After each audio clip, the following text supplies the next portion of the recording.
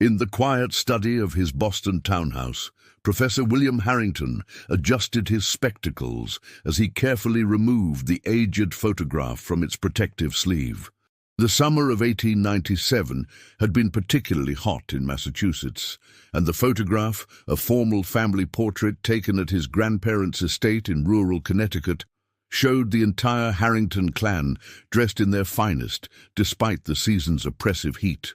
William had been researching his family history for months now, meticulously organizing photographs and documents for a comprehensive genealogy.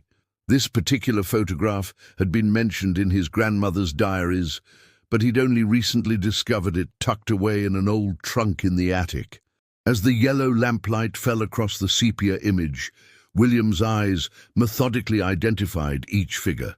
His great-grandfather, standing rigidly in the center, surrounded by his wife and 7 children. His own grandfather, then just a boy of 12, stood near the edge of the group. The family dog lay at their feet, and behind them stood the household staff, the butler, the cook, and... William squinted, leaning closer. Standing slightly apart from the other staff was a young woman he didn't recognize. She appeared to be a maid, perhaps 16 or 17, with dark hair pulled severely back and a starched uniform. Unlike the others in the photograph who stared solemnly at the camera, her gaze seemed directed just slightly off-center, as though looking at something, or someone, just beyond the photographer. "Sarah," William called to his wife, "come look at this." Sarah entered, wiping her hands on her apron. "What is it, dear?" "Do you know who this girl might be?" He pointed to the figure in the photograph. Sarah studied the image. "I don't recall your grandmother ever mentioning a maid who looked like that. Have you checked the household records?" William shook his head. "Not yet, but something about her seems odd." Later that evening, William telephoned his aunt Eleanor, the only surviving member of the family, old enough to possibly remember the people in the photograph. A young maid. Eleanor's voice crackled over the line. "No, William, I don't recall any maid fitting that description. The Harringtons only employed older women as maids. My grandmother was quite particular about that. She didn't trust young girls not to flirt with the men of the house." William frowned. "But she's clearly there in the photograph, Aunt Eleanor." "Well, I certainly don't remember her," his aunt replied firmly, "and I've heard all the stories about that house many times over." After hanging up, William returned to his study and examined the photograph again. The young maid's face was somewhat blurry compared to the others, as though she had moved slightly during the exposure. But there was something in her expression, a certain intensity that seemed at odds with her servile position. William pulled out his magnifying glass for a closer look. As he studied her features, a chill ran down his spine. Though the photograph was nearly 50 years old, he could have sworn the girl's eyes held a direct, knowing gaze, as if she were looking not at the camera, but directly at him, here in the present. "Impossible," he muttered, setting down the magnifying glass. Yet the uneasiness lingered as he carefully returned the photograph to its sleeve. That night, William dreamt of the Connecticut estate he'd visited as a child. In the dream, he wandered the long corridors, opening doors to empty rooms. From somewhere in the house, he could hear the soft footsteps of someone walking, always just around the corner, always just out of sight. The Boston Public Library's genealogy section was quiet on Tuesday morning as William spread his notes across the oak table. 3 days had passed since his discovery of the mysterious maid, and his curiosity had only intensified. He had brought with him copies of his family's household ledgers from 1895 to 1900, hoping to find some record of the young woman's employment. "Anything I can help you with today, Professor Harrington?" Miss Chambers, the elderly librarian who specialized in historical records, peered at him over her own wire-rimmed spectacles. "I'm trying to identify someone who worked for my family in 1897, William explained, showing her the photograph. "This young woman here, she doesn't appear in any of the household records I've found so far." Ms. Chambers studied the image with professional interest. Curious? Have you checked the census records, or perhaps newspaper advertisements for household help? For the next several hours, William immersed himself in microfilm archives of local Connecticut newspapers from that period. He found nothing about a maid being hired by the Harrington family, though he did discover something unexpected. A small article dated June 15, 1897, just weeks before the family portrait was taken. Missing girl. Local authorities are seeking information regarding the disappearance of Miss Ellen Blackwood, 16, last seen on June 10th walking near the Harrington estate. Miss Blackwood is described as being of medium height with dark hair. Any information should be reported to Sheriff Thomas Greeley. William felt a tingle at the base of his neck. The description could match the girl in the photograph, but it was too vague to be certain. He made a copy of the article and continued his search. By late afternoon, his eyes strained from reading the tiny print of old newspapers, William had compiled a slim folder of potentially relevant information. The Harrington estate had employed 23 staff members in the summer of 1897, according to tax records, but only 22 were named in the household ledgers. There was no record of an Ellen Blackwood ever being employed by the family. As William packed up his materials, Miss Chambers approached with an ancient, leather-bound volume. "I thought you might find this interesting," she said. "It's a collection of local Connecticut folklore and ghost stories. There's a brief mention of the Harrington estate on page 217. William thanked her and quickly turned to the indicated page. There, in faded type, he read, "The Harrington Manor. Local residents speak of strange occurrences at the old Harrington estate, particularly in the east wing where servants were quartered.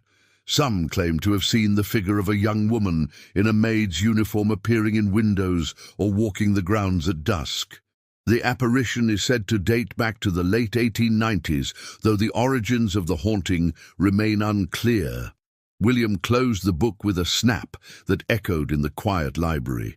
He was a rational man, a professor of history who dealt in documented facts, not superstitions, and yet the coincidence was difficult to dismiss entirely. That evening, as he showed Sarah his findings, she seemed troubled. "William, I think you should let this go," she said quietly. "There's something unsettling about pursuing this particular mystery." "It's just historical research, dear," he assured her, though he couldn't quite meet her eyes as he said it. Nothing more. That night, William dreamt again of the Connecticut estate. This time, he found himself in the servants' quarters. A door stood ajar at the end of a narrow hallway, and from within came the sound of someone softly crying. He approached slowly, pushing the door open wider. Inside, a young woman sat with her back to him, brushing her long, dark hair. When she turned to face him, her features were blurred and indistinct, except for her eyes, which stared at him with the same intense gaze he had noticed in the photograph. William awoke with a start, his heart pounding. Sarah slept peacefully beside him, unaware of his distress. He rose quietly and went to his study, where the photograph lay on his desk. In the darkness, lit only by moonlight streaming through the window, he could have sworn the maid's expression had changed, her lips now curved in the slightest suggestion of a smile. The telegram from Connecticut arrived on Thursday morning. William had contacted the local historical society regarding Ellen Blackwood's disappearance, and they had responded more quickly than he anticipated. "Have information on Blackwood case. Stop can meet tomorrow if convenient. Stop Morris Jenkins, historian stop." William wired back his acceptance and booked a train ticket immediately. Sarah was concerned about his growing obsession, but didn't try to dissuade him from the trip. Perhaps, she reasoned, finding concrete answers would put an end to his fixation on the mysterious maid. The train journey to Connecticut took several hours, giving William ample time to review his notes and ponder the connection between Ellen Blackwood and the unidentified girl in his family's photograph. If Ellen had disappeared shortly before the portrait was taken, how could she appear in it? And if the girl in the photograph was indeed Ellen, why did no one in the family remember her? Morris Jenkins met William at the station, a stooped man in his 70s with a shock of white hair and alert blue eyes. He drove William to the local historical society, housed in what had once been the town hall. "I was intrigued by your inquiry," Jenkins said as he unlocked the building. "The Blackwood case has been something of a footnote in local history, but I've always found it peculiar." Inside his cluttered office, Jenkins retrieved a file folder from a cabinet. Ellen Blackwood was the daughter of a local seamstress. By all accounts, she was a quiet, hard-working girl who helped her widowed mother. On June 10th, 1897, she left home to deliver a mended shirt to one of your great-grandfather's groundskeepers. She never returned. Jenkins spread several documents on the desk: a missing person report, statements from witnesses who had seen Ellen walking toward the Harrington estate, and a few faded newspaper clippings about the search. "The investigation didn't amount to much," Jenkins continued. "The sheriff questioned everyone at the estate, including your family, but no one admitted to seeing the girl that day. After a few weeks, the case went cold." "And they never found her?" William asked. Jenkins shook his head. "No. But there was one odd development." He pulled out a yellowed page that appeared to be torn from a journal. "This belonged to Sheriff Greeley. It was found among his personal effects after his death in 1912. I don't believe it was ever made public." William read the sheriff's cramped handwriting. "July 20th, 1897, visited Harrington estate regarding Blackwood girl. Nothing new from the family or staff. As I was leaving, I observed what appeared to be a young woman in a maid's uniform watching from an upstairs window. When I inquired, Mrs. Harrington insisted they had no maids matching that description. Upon investigation, the room was empty. Am I losing my mind? The figure looked remarkably like the missing Blackwood girl." William felt a chill despite the warm summer day. "This was written just days before my family's portrait was taken." "Yes." Jenkins nodded slowly. "I thought that might be significant when you mentioned the date of your photograph." William pulled out the copy he had brought with him and showed it to Jenkins. "This is the girl I'm trying to identify. Could this be Ellen Blackwood?" Jenkins studied the photograph, his expression grave. "I can't say for certain, but—" He rummaged through his file and produced a small tintype. "This is the only known photograph of Ellen. Her mother provided it to the authorities when she disappeared." William's breath caught in his throat. The resemblance was unmistakable. The same heart-shaped face, the same dark eyes, the girl in his family portrait, and Ellen Blackwood were one and the same. "But how is this possible?" William whispered. "She disappeared before this portrait was taken, and no one in my family remembers her working at the estate." Jenkins leaned back in his chair. "There's one more thing you should know, Professor Harrington. 3 months after Ellen's disappearance, workers digging a new well on the eastern edge of your family's property made a grim discovery. They found human remains buried in a shallow grave. Ellen Blackwood. The authorities assumed so, though definitive identification was difficult in those days. The case was quietly closed, and the remains were buried in an unmarked grave in the local cemetery.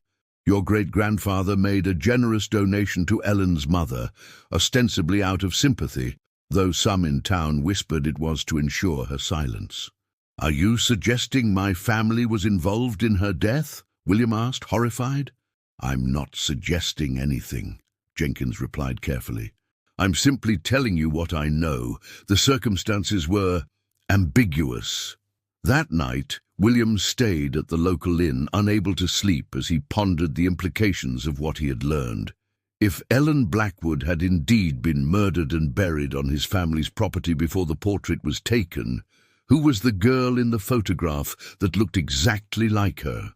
In his restless half-sleep, William thought he heard the soft footsteps of someone walking in the hallway outside his room. The footsteps paused at his door, and William lay perfectly still, listening to the sound of gentle breathing on the other side. "Who's there?" he finally called out. No answer came, but as he watched, a shadow appeared in the crack beneath his door. Someone was standing just outside. William rose and moved cautiously toward the door. The floorboard creaked beneath his foot, and immediately the shadow vanished. When he flung the door open, the hallway was empty. William couldn't bring himself to visit the old Harrington estate that trip, but the following weekend he returned to Connecticut with Sarah. The property had been sold decades ago after his grandparents' deaths and was now a small private school. The headmaster, Dr. Pierce, had graciously agreed to give them a tour on Saturday morning. Much of the original structure remains intact, Dr. Pierce explained as they walked the grounds. We've converted the main house into classrooms and administrative offices, and the servants' quarters now serve as faculty housing. We're particularly interested in the East Wing, William said, where the servants lived. Dr. Pierce gave him a curious look. That's interesting you should mention it. That section has always been problematic. Some of our staff refuse to live there, claiming it feels unwelcoming. Superstitious nonsense, of course, but persistent enough that we've had to accommodate their concerns. As they approached the East Wing, Sarah gripped William's arm tightly. There's something oppressive about this place, she whispered. The East Wing was considerably darker and cooler than the rest of the building, despite the warm June day. Dr. Pierce led them down a narrow hallway lined with doors. These would have been individual rooms for the female staff, he explained. The male servants were housed separately in quarters above the stables. At the end of the hall stood a door that appeared older than the others, its dark wood unmarred by modern paint. "What's in there?" William asked. "Storage now," Dr. Pierce replied, producing a ring of keys. "It's one of the few rooms we haven't renovated." The door swung open with a protesting creak, revealing a small, sparse room. A narrow iron bedstead stood against one wall, and a simple wooden dresser against another. Dust motes danced in the shaft of sunlight that penetrated the grime-covered window. "It's been preserved almost exactly as it was," Dr. Pierce noted. "We've considered turning it into a historical display of some sort." William stepped into the room, feeling an immediate drop in temperature. On the dresser sat a tarnished silver hairbrush, a few dark hairs still caught in its bristles. Above the dresser hung a small, cracked mirror. As William stood there, he felt an inexplicable sense of recognition. This room featured in his dreams. He was certain of it. This was where he had seen the young woman brushing her hair. "Do you know who might have occupied this room historically?" he asked, trying to keep his voice steady. Dr. Pierce shook his head. "The records from that period are incomplete. Is there someone specific you're inquiring about?" Before William could answer, a sudden cold draft swept through the room, strong enough to ruffle the papers in Dr. Pierce's clipboard. Sarah gasped, clutching William's arm tighter. "Just an old house settling, Doctor," Pierce said with an unconvincing laugh. "The ventilation in this wing has always been peculiar." As they turned to leave, William caught a glimpse of movement in the cracked mirror, a fleeting reflection that didn't match any of their positions in the room. He spun around, but saw nothing unusual. Back in the main building, they thanked Dr. Pierce for the tour and were preparing to leave when an elderly janitor approached them. "Pardon me," the old man said hesitantly. "I couldn't help overhearing you're interested in the history of the East Wing. I've worked here since before it was a school, and my father worked for the Harrington family before me." William immediately gave the man his full attention. "Did you ever hear anything about a maid who went missing in the summer of 1897? Ellen Blackwood was her name." The janitor's weathered face paled slightly. "My father spoke of her. Said she came to deliver a mended shirt and caught the eye of the young master. Your great-uncle Howard, I believe. He had a reputation with the local girls. The story goes that he made advances, she resisted, and there was an accident. She fell down the stairs, broke her neck." "And they buried her on the property?" William asked, his mouth dry. The janitor nodded slowly. The family couldn't risk the scandal. Howard was engaged to a wealthy banker's daughter at the time, so they buried the poor girl and swore the staff to secrecy. But that doesn't explain how she appears in a family portrait taken after her death," William said. The old man's eyes widened. "She's in a portrait? I've never heard that part of the story." William showed him the photograph. The janitor studied it, his hand trembling slightly. "That's not right," he whispered. "That's not right at all. She shouldn't be there." "Do you recognize her as Ellen Blackwood?" Sarah asked. "I can't say for certain, but she matches the description I've heard." The janitor handed the photograph back to William, as though eager to be rid of it. "There's something else you should know. After her disappearance, strange things began happening in the house. Items went missing, doors would open and close on their own, and several staff members claimed to see a young woman watching them from windows or doorways. My father said the East Wing was never the same after that summer." As they drove back to Boston that evening, William and Sarah sat in contemplative silence. The janitor's story seemed to confirm the darker suspicions William had been developing, but still didn't explain how a dead girl could appear in a photograph. "Perhaps it was doctored somehow," Sarah suggested. "Maybe someone in your family felt guilty and added her image later. But why would they do that?" William countered. "If they were trying to cover up her death, why preserve her image in a family portrait?" When they arrived home, William went straight to his study to examine the photograph again. Under strong light and magnification, he could detect no signs of manipulation or alteration. The girl's image was integral to the photograph, captured in the same exposure as everyone else. As midnight approached, William remained at his desk, poring over all the information he had gathered. The girl in the photograph, Ellen Blackwood, had been killed before the portrait was taken. Her body had been discovered months later. Yet somehow, she had appeared in the family photograph as though she were alive and employed as a maid. William rubbed his tired eyes. None of it made sense.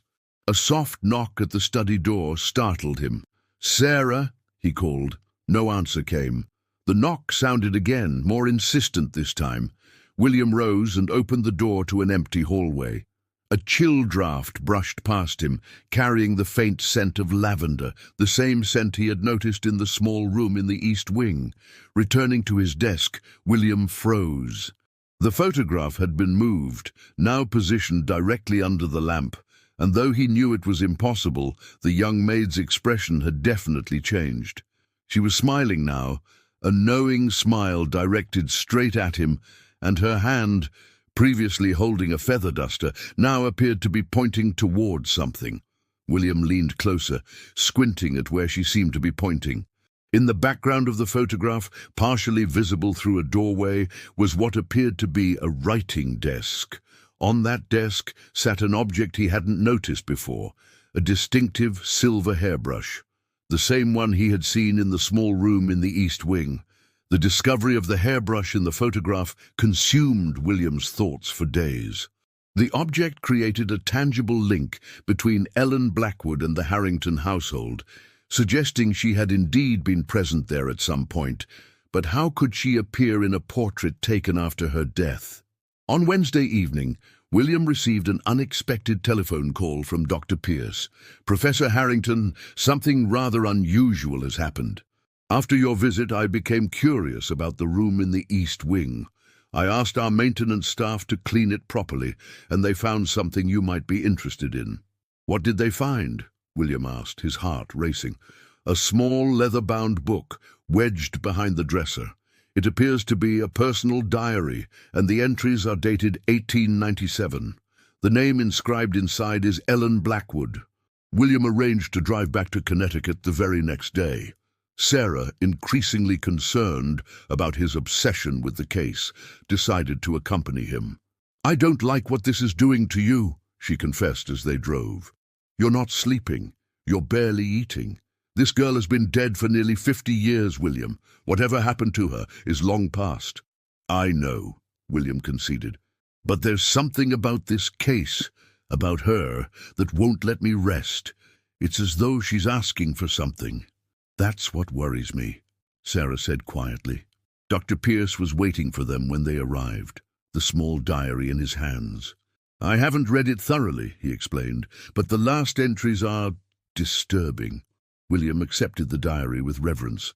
The leather cover was cracked with age, the pages yellowed and fragile, Ellen's handwriting was neat and precise, each entry dated and detailed. The early entries painted a picture of a dutiful daughter, helping her widowed mother make ends meet by taking in mending and sewing. On June 7, 1897, she wrote, "Mother received a message from the Harrington estate today. Mr. Collins, one of their groundskeepers, needs his shirt mended before Sunday services. I am to deliver it when completed. Mother is pleased. The Harringtons pay well, and we might secure more work from such an important family." The entry for June 10th, the day Ellen disappeared, began normally. "I am to deliver Mr. Collins' shirt today. Mother has done beautiful work as always. It's a pleasant day for a walk to the Harrington estate, though it's nearly 3 miles. I've packed a small lunch and will make an outing of it." But the entry continued, apparently written later that same day. "Something strange has happened. I delivered the shirt as planned, but as I was leaving, I encountered the young Mr. Howard Harrington near the gardens. He invited me to see the conservatory, saying they had rare orchids in bloom. I knew I should refuse. Mother always warns about gentlemen's invitations. But he was insistent, and I didn't wish to offend our new clients. The conservatory was beautiful indeed, but Mr. Howard's manner quickly changed. He made advances that no gentleman should make to a respectable girl. When I refused him, he became angry, saying no common seamstress's daughter should reject a Harrington. I tried to leave, but he grabbed my arm so forcefully I cried out. We struggled, and I broke free, running toward the servants' entrance.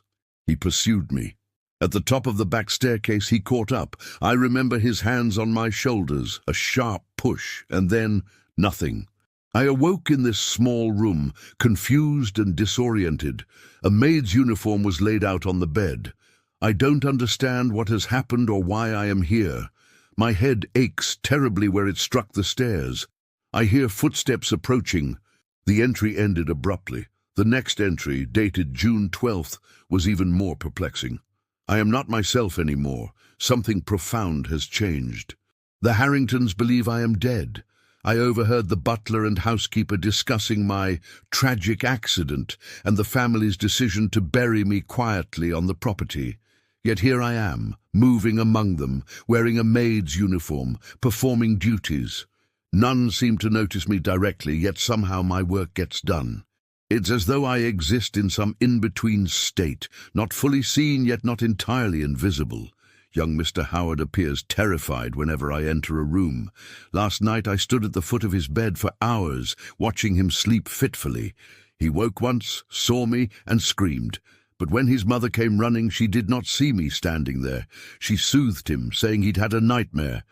I don't know what I am now, but I know I cannot leave this house, not yet, not until there is justice. The final entry, dated July 25th, 1897, just one day after the family portrait was taken, read, "They gathered for a photograph today, the entire household. The photographer arranged everyone carefully, family in front, staff behind. No one directed me, yet I found my place among them. As the exposure was taken, I summoned all my will to appear, to make myself seen, to become fixed in the silver emulsion as evidence of my existence and my fate. Tomorrow they depart for their summer home on the coast. I will not follow. My purpose here is fulfilled. I have marked this house and this family. In years to come, someone will see me in that photograph and ask questions. Someone will discover the truth, and perhaps then I can finally rest." The diary ended there. William closed it gently, his hands trembling slightly. "My God," Sarah whispered. She knew exactly what she was doing. She wanted to be found, to be remembered. Dr. Pierce looked deeply uncomfortable. "Professor Harrington, this diary suggests something supernatural. I'm not sure how much credence we should give it." "Whether you believe in ghosts or not," William replied, "a young woman died in this house, and my family covered it up. That much seems clear." They left with the diary, Dr. Pierce appearing relieved to have it out of his possession. On the drive back to Boston, William and Sarah discussed what to do with their discovery. The authorities won't be interested in a 50-year-old case with all the principals long dead, Sarah pointed out. No, William agreed, but Ellen deserves a proper burial and acknowledgement at the very least, and the truth should be known, however belated. That night, as William placed the photograph and diary side by side on his desk, he felt a profound sense of completion. The mystery that had consumed him these past weeks had been solved, though the solution defied rational explanation. He studied the photograph one last time. Ellen's expression had changed again. The knowing smile was gone, replaced by a look of serene peace. As he watched, the lamp on his desk flickered briefly, and the scent of lavender filled the room. "Rest now, Ellen," William whispered. "You've been found. You've been remembered." And somewhere in the quiet house he thought he heard the soft sound of footsteps walking away, growing fainter and fainter, until they faded entirely into silence.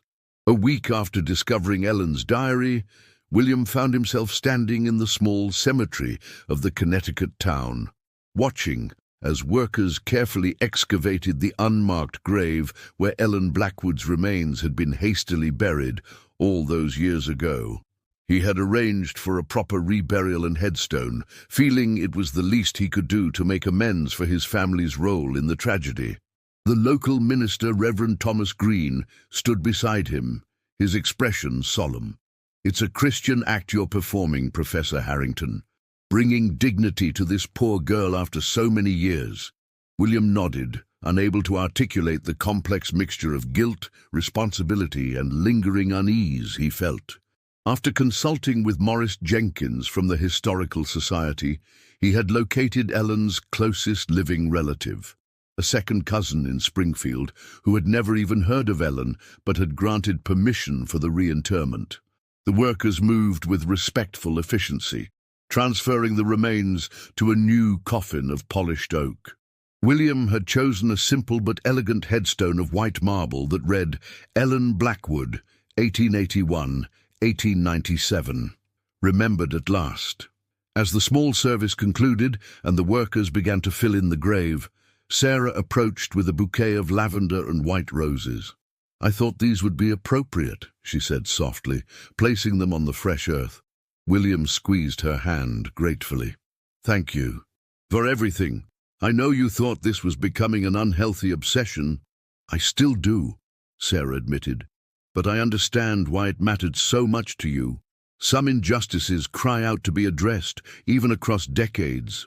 They walked slowly back to their car, passing the older section of the cemetery where generations of Harringtons lay beneath elaborate monuments and mausoleums. "Have you decided what to do about the family history?" Sarah asked. William had been working on the Harrington genealogy for months before discovering Ellen's story, and now faced a difficult decision about how to incorporate this dark chapter. "I'm going to include it all," he said firmly. "The complete truth, Howard's actions, the family's cover-up, Ellen's fate. Future generations should know that wealth and privilege don't place anyone above accountability." "Your relatives might not appreciate that approach," Sarah cautioned. "Then they'll have to reconcile themselves to the truth, just as I have." That evening, they dined with Morris Jenkins at the local inn before they returned to Boston. The historian had been instrumental in helping William navigate the legal aspects of the reburial and had developed a genuine interest in Ellen's story. "I've been thinking about her diary," Jenkins said, keeping his voice low, though the dining room was nearly empty. "The entries after her death, have you considered that they might have been written by someone else? Perhaps another servant who knew what happened and wanted to create a record?" "I've considered it," William acknowledged, "but that doesn't explain how she appears in the photograph, or the experiences I've had since discovering it." Jenkins looked intrigued. "What sort of experiences?" William hesitated, then shared the details of his dreams, the footsteps he'd heard, the changes in Ellen's expression in the photograph.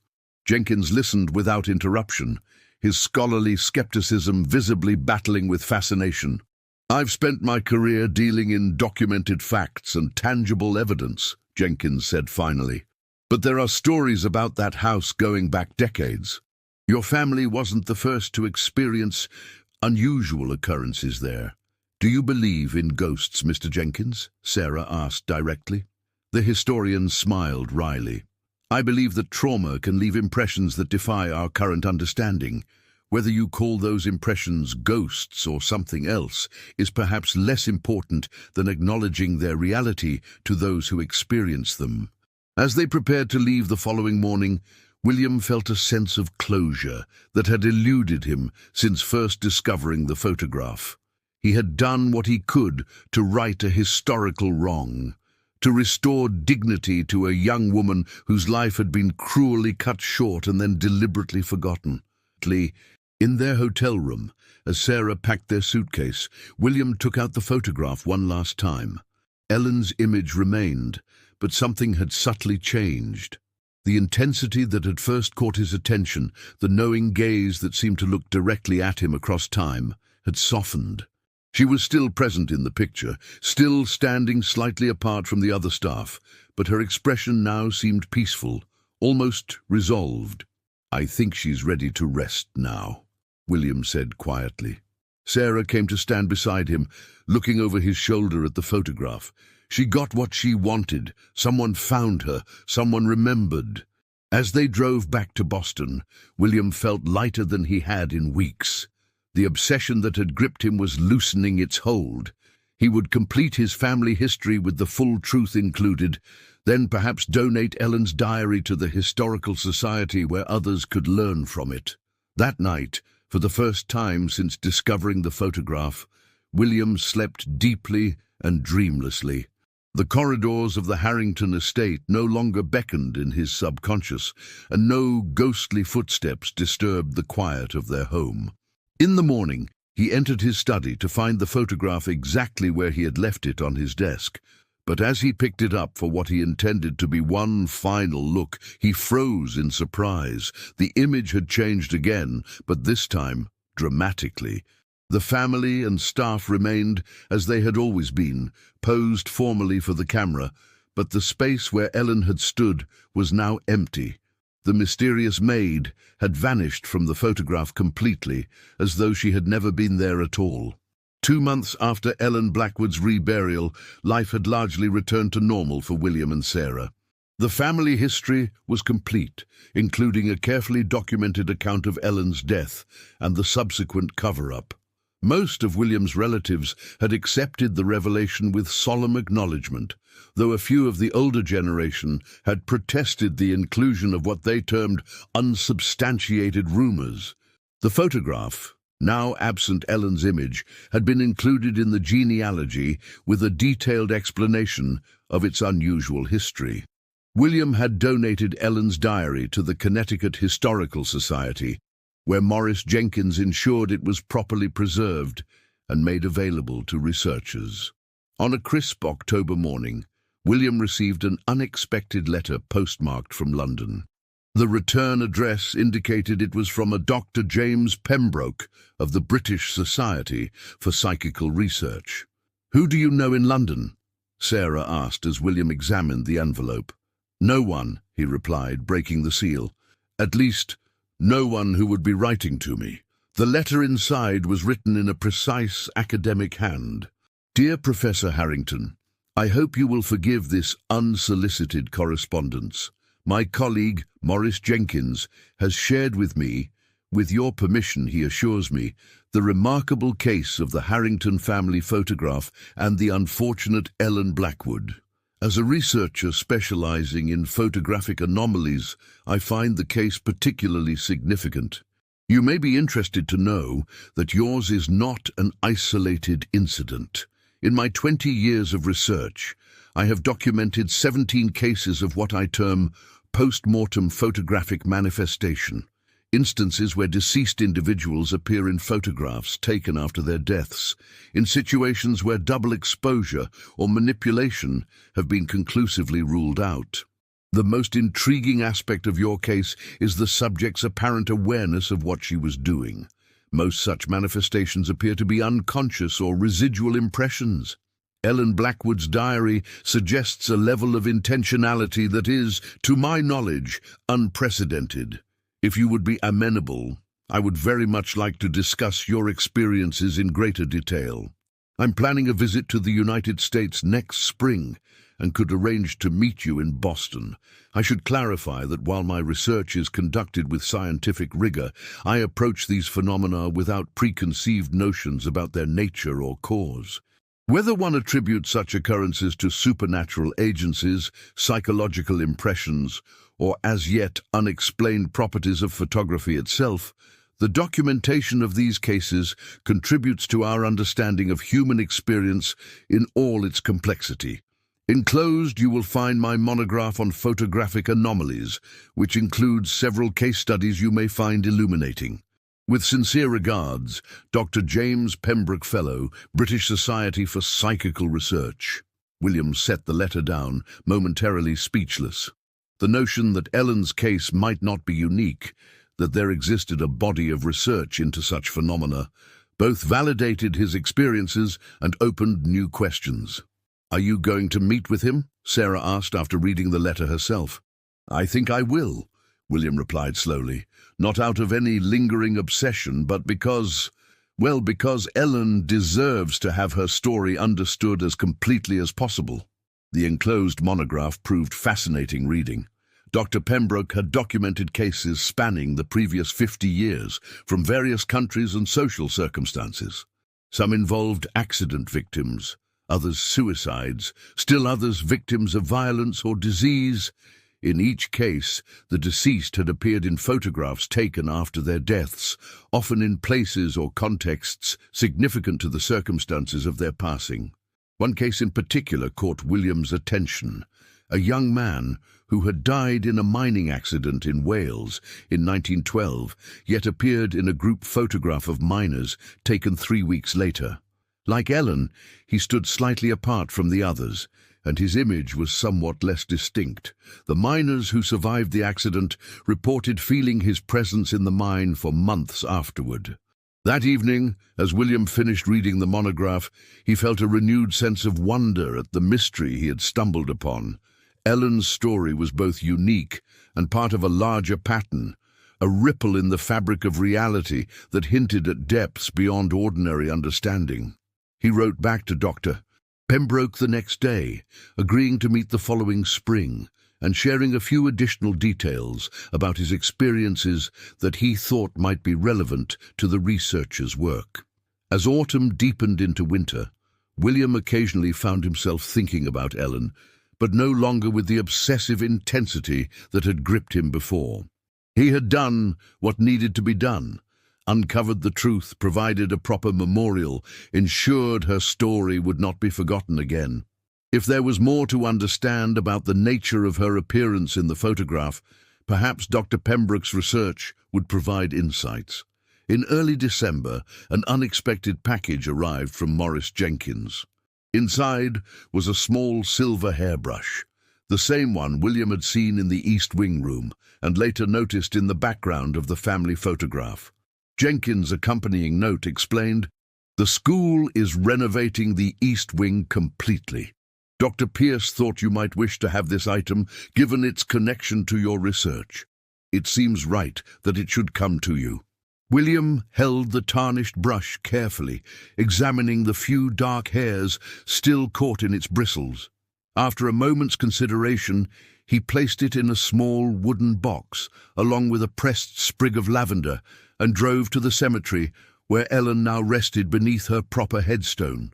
The December air was cold and clear as William knelt beside the grave and buried the small box in the earth near the headstone. "A final return," he said quietly. "The last piece of your story, Ellen." As he stood to leave, a sudden gust of wind swept through the cemetery, rustling the few remaining leaves on the trees. For just a moment in that sound, William thought he heard something like a young woman's voice, not words exactly, but a sigh of deep and final peace. Spring arrived in Boston with a riot of fresh greenery and blooming dogwoods. On a mild April afternoon, William sat in the tea room of the Parker House Hotel, waiting for Dr. James Pembroke. The British researcher had telegraphed his arrival in New York the previous week and confirmed their meeting for today. William had brought with him the family photograph, now ordinary-looking with Ellen's image gone, and copies of his most relevant notes and correspondence. Though his obsession with the case had faded, he found himself looking forward to discussing it with someone who had studied similar phenomena. Professor Harrington, a refined British voice, interrupted his thoughts. William looked up to see a tall, thin man with salt and pepper hair and wire-rimmed spectacles. He rose to shake Dr. Pembroke's hand. "A pleasure to meet you at last," William said. "Please join me." As they settled into their chairs and ordered tea, William studied the researcher more closely. Pembroke had an air of precise, academic detachment, yet his eyes revealed an underlying intensity, the gaze of someone who had devoted his life to pursuing elusive truths. "I must thank you again for agreeing to this meeting," Pembroke began. "Your case has particular significance to my research." "Because of Ellen's apparent awareness?" William asked. "Partly that, yes, but also because of the physical evidence, the diary, the changes in the photograph over time, the historical documentation of her death. Most cases I investigate rely heavily on eyewitness testimony, which is notoriously unreliable. Yours offers something more substantial." Over the next 2 hours, Pembroke questioned William methodically about every aspect of his experiences, taking careful notes in a leather-bound journal. He seemed particularly interested in the changes William had observed in Ellen's expression and the timing of her eventual disappearance from the photograph. "In my experience," Pembroke explained, "such manifestations often persist until some form of resolution is achieved. The subject, the deceased, appears to have some purpose or need that remains unfulfilled. Ellen wanted to be remembered," William said, "to have the truth of her death acknowledged." "Precisely. And once you provided that, the proper burial, the historical record, the acknowledgement of your family's culpability, her purpose was fulfilled." Pembroke leaned forward, his expression earnest. "But there's another aspect I find compelling. Ellen didn't merely appear in the photograph, she consciously used it as a means of communication across time. She understood somehow that the photograph would eventually lead someone to investigate her fate. You make it sound as though she was still thinking, still making decisions after her death," William said, uncomfortable with the implication. "I realize how that sounds," Pembroke acknowledged. "The conventional view would be that such manifestations are merely residual energy or impressions left behind, not conscious entities. But my research increasingly suggests something more complex." "Such as?" Pembroke hesitated, as though weighing how much to share. "We believe that in certain cases, particularly those involving violent or unjust deaths, there may be a period during which the deceased retains a form of awareness and agency. Not infinitely, not permanently, but for a time. Long enough, perhaps, to attempt to address whatever was left unfinished." William considered this, remembering Ellen's diary entries after her death. They had certainly suggested awareness, purpose, a deliberate plan carried out over weeks. "If that's true," William said slowly, "then Ellen wasn't just a residual impression or a trick of photography. She was still Ellen in some way, still trying to obtain justice." "That's my hypothesis, yes." Pembroke sipped his tea. "The challenge, of course, is designing research protocols that could test such a hypothesis systematically." Their conversation continued as afternoon faded toward evening. Pembroke shared details of other cases in his collection, and William was struck by the patterns that emerged, the common elements across different times and places. As they prepared to part, Pembroke had one final question. "Have you experienced anything unusual since Ellen's image disappeared from the photograph? Any dreams, impressions, unexplained occurrences?" William shook his head. "Nothing. It's as though once she achieved what she needed, she truly moved on. That aligns with my other cases." Pembroke nodded, satisfied. "Resolution seems to be final." They shook hands outside the hotel, Pembroke promising to send William a copy of the paper he planned to write, incorporating the Blackwood case. "It's been most illuminating, Professor Harrington," the Englishman said. "Whatever the ultimate explanation for these phenomena, documenting them thoroughly is essential. Too often, such experiences are dismissed or forgotten, and with them we lose potential insights into the nature of consciousness and reality itself." As William walked home through the spring evening, he reflected on how profoundly the discovery of that photograph had changed him. He had always considered himself a rational man, committed to documented historical facts. Now, his understanding of what constituted facts had expanded to include possibilities he would once have dismissed without consideration. Whether Ellen had truly remained as a conscious presence after her death, or whether some other explanation would eventually account for her appearance in the photograph, the mystery had opened William to a more complex vision of reality, one where the boundaries between life and death, past and present, might be less absolute than he had believed.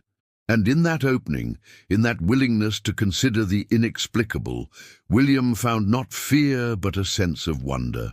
The world was stranger, richer, more mysterious than he had known. And somewhere in that mystery, a young woman named Ellen Blackwood had found a way to reach across decades to ensure she would not be forgotten. Autumn returned to Boston, bringing with it crimson and gold foliage and crisp, clear days.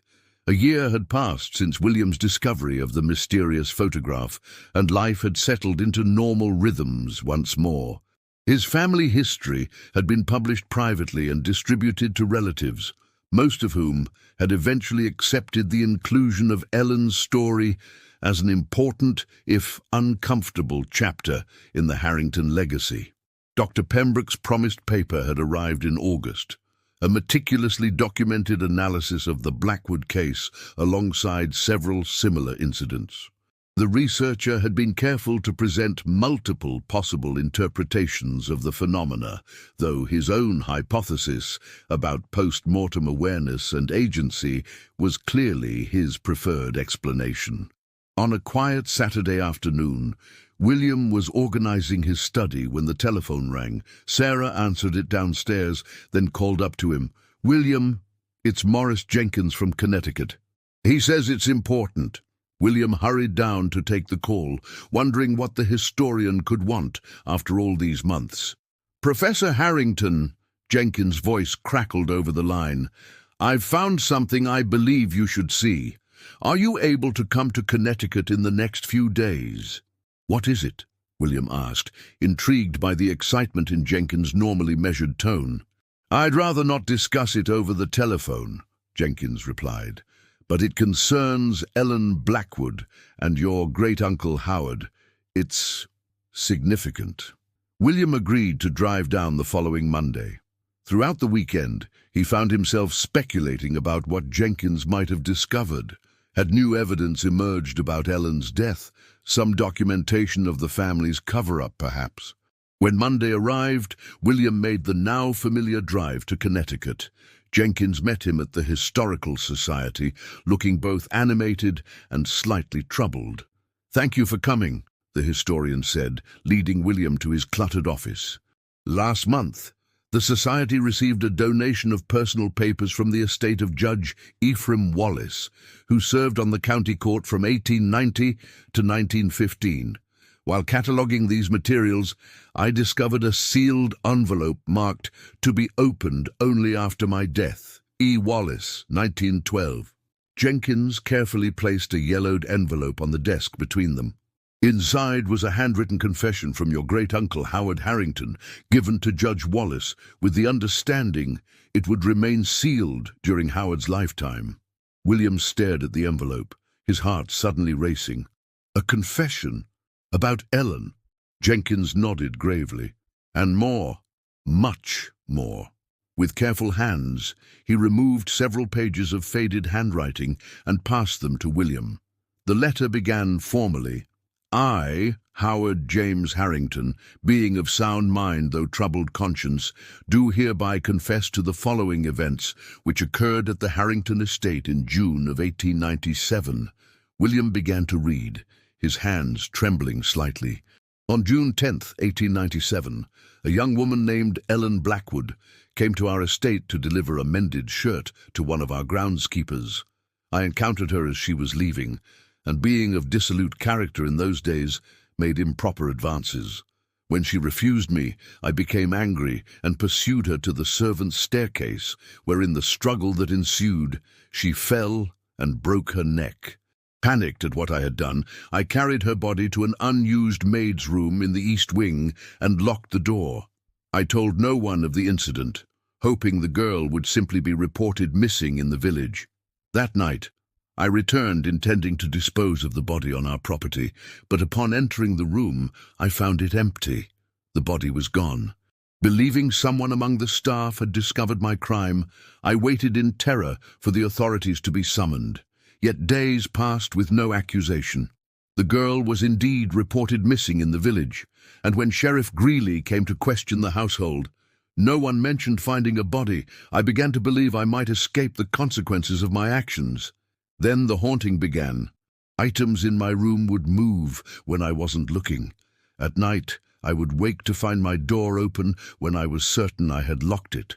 Most terrifying of all, I began to glimpse a young woman in a maid's uniform watching me from doorways or at the end of corridors. When I approached or called out, she would vanish.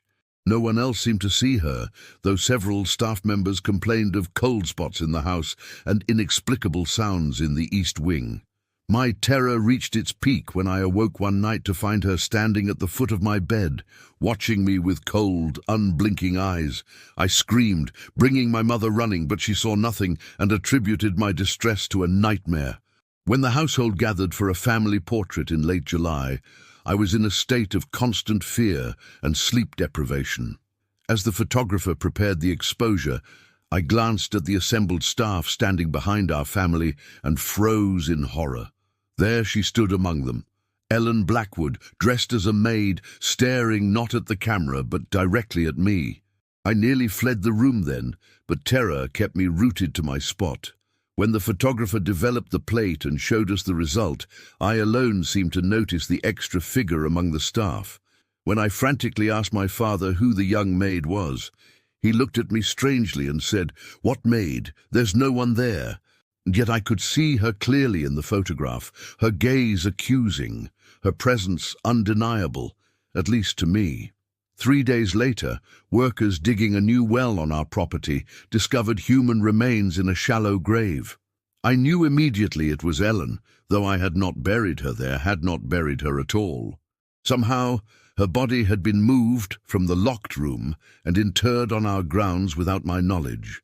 My father, suspecting my involvement but asking no direct questions, arranged for the remains to be quietly reburied in the town cemetery and made a substantial payment to Ellen's mother. The incident was declared closed and no charges were ever filed. But I knew the truth. I had killed her, and somehow, impossibly, she had remained to witness against me. In the weeks that followed, I saw her less frequently, and after we returned from our summer home in August, the manifestations ceased entirely. But the damage to my soul was done. I have lived with this secret for 15 years now. My health is failing, and I do not wish to meet my Maker with this sin unconfessed. I ask that after my death, this statement be made part of the public record, that Ellen Blackwood's name be cleared of any suggestion of impropriety, and that the truth of her fate be known. May God have mercy on my soul. Howard James Harrington, April 15, 1912. William lowered the pages, his mind reeling. "My God," he whispered. "He saw her too, in the photograph, but no one else did." Jenkins nodded slowly. "That's the extraordinary aspect. According to Howard's confession, Ellen was visible to him in the photograph but invisible to others. Yet 50 years later, you saw her clearly in the same image." "And my Aunt Eleanor didn't remember any such maid," William added, thinking aloud. Because to her, there was no maid in the photograph. Precisely. It's as though Ellen manifested selectively, visible only to Howard initially, as a form of personal haunting or retribution, but later becoming visible to you, the family member who would ultimately uncover the truth. William sat back, trying to absorb the implications. Dr. Pembroke suggested that in cases like this, the deceased might retain a form of awareness and agency for a period after death. This seems to support that hypothesis. Ellen was acting deliberately, haunting Howard, appearing in the photograph as evidence, even ensuring her body was discovered. The judge apparently shared your skepticism, Jenkins said, indicating a brief note attached to Howard's confession. He writes here that he found Howard's claims about the ghostly maid fanciful and likely the product of a guilty conscience, though he had no reason to doubt the basic facts of Ellen's death. But we know better, William said quietly. We've seen the evidence, the photograph, the diary, and now this confession. They sat in silence for a moment, contemplating the extraordinary convergence of testimonies across 5 decades. What will you do with this? William finally asked. With your permission, I'd like to add it to the historical record alongside Ellen's diary and your documentation. The complete story should be preserved, however it challenges our conventional understanding. William agreed readily.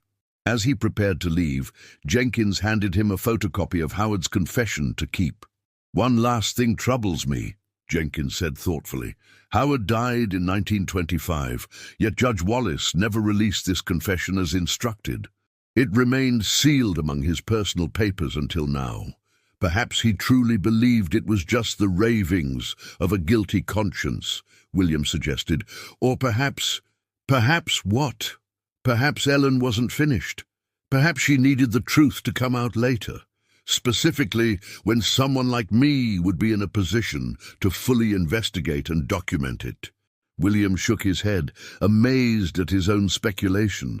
I wonder if Judge Wallace might have suddenly found himself unable to locate the confession when he went looking for it, if papers might have mysteriously moved themselves in his files.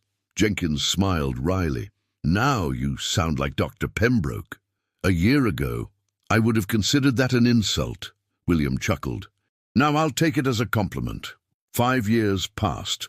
William continued his academic career, publishing several well-received papers on New England family histories, though none generated the personal impact of his investigation into Ellen Blackwood. He maintained correspondence with Dr. Pembroke, whose research into photographic anomalies had expanded to include other forms of post-mortem manifestation. In the spring of 1953, William received an invitation to speak at a small symposium on historical research methods at Yale University. After his lecture, a young woman approached him, perhaps in her early 20s, with serious eyes and a determined expression. Professor Harrington, my name is Margaret Blackwood. I believe you knew something of my great-aunt, Ellen. William stared at her in astonishment. Blackwood? Are you related to Ellen Blackwood? She was my grandmother's sister, Margaret confirmed. I've been researching our family history and came across references to your work. They adjourned to a quiet cafe near campus, where Margaret explained that she was a graduate student in history at Radcliffe. My grandmother rarely spoke of Ellen, she said. The family considered her disappearance a closed subject, tragic but unresolvable. It wasn't until I began my studies that I decided to investigate more thoroughly. How did you find me? William asked, still amazed by this unexpected connection. I visited the Connecticut Historical Society last year and read Ellen's diary. Mr. Jenkins mentioned your involvement and suggested I contact you. She hesitated. Professor, I've read everything available about Ellen's case, including Howard Harrington's confession. What I can't reconcile is the impossible aspects. The diary entries after her death, her appearance in the photograph, the accounts of haunting. You find it difficult to accept the supernatural implications. William nodded understandingly. As a historian, yes. And yet, Margaret's expression turned thoughtful. There's so much corroborating evidence from independent sources. It can't be dismissed entirely. I struggled with the same conflict, William admitted. In the end, I had to accept that some experiences lie beyond our current frameworks of understanding. That doesn't make them any less real or significant. Margaret considered this. What finally convinced you? Was there a particular moment when you accepted that Ellen had somehow remained after her death? William thought carefully before answering. It wasn't any single piece of evidence, though Howard's confession was certainly compelling. It was the pattern, the consistency across multiple sources and experiences, spanning decades. And perhaps most convincingly, the purpose behind it all. Ellen's actions, however we explain them, had a clear intent. To ensure the truth would eventually be known, her story remembered, justice of some kind achieved. They talked for hours, William sharing details of his investigation that hadn't made it into the official record, Margaret offering insights into her family's history and Ellen's early life. As afternoon faded into evening, Margaret revealed the purpose behind her research. "I'm writing my thesis on Ellen's case," she explained, "not just as a historical footnote or ghost story, but as an example of how marginalized voices can persist despite attempts to silence them. Ellen was a working-class girl whose death was covered up to protect a wealthy family's reputation.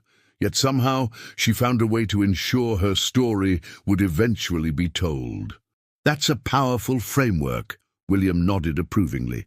"Whether one views the supernatural elements literally or metaphorically, the essential truth remains.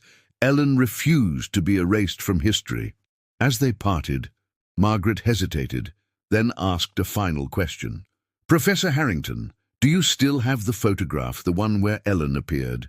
"I do," William confirmed, "though Ellen's image is no longer visible in it. May I see it sometime? For my research?" William agreed to send her a copy, along with his complete notes on the case. As they shook hands goodbye, he felt a sense of rightness, a closing of a circle that had begun that day in his study 6 years earlier, when he'd first noticed the mysterious maid in his family portrait. A month later, William received a letter from Margaret. Enclosed was a photograph he'd never seen before. A simple portrait of a young woman in everyday clothes, her expression serious but with a hint of determination in her eyes. Margaret's note explained, "I found this among my grandmother's possessions. It's the only known photograph of Ellen taken during her life.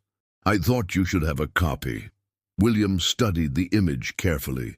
The young woman was unmistakably the same person he'd seen in his family's portrait, Ellen Blackwood, before her tragic encounter with Howard Harrington, before she became a lingering presence seeking acknowledgement and justice. He placed the photograph carefully in a frame and set it on his desk, where the morning light would fall across it. Not as a reminder of the supernatural mystery he'd encountered, but as a tribute to a young woman who had refused to be forgotten, whose determination had reached across decades to ensure her story would be known. That evening, as twilight gathered in his study, William sat at his desk reviewing his current research. A gentle breeze stirred the curtains, carrying with it the faint scent of lavender. He glanced up at Ellen's photograph, then returned to his work, smiling slightly. Some presences, he had learned, remain with us not as hauntings, but as inspirations, reminders that the truth has a power that transcends time, that justice can find its way into the light, and that even the most marginalized voice can eventually be heard if someone is willing to listen. "Rest well, Ellen," William murmured. "Your story lives on." And somewhere beyond the veil of ordinary perception, perhaps Ellen Blackwood heard him and was content, knowing that she had accomplished what she set out to do, to be remembered, to have her truth acknowledged, to secure her rightful place in the tapestry of history that no one, no matter how wealthy or powerful, could ever erase again.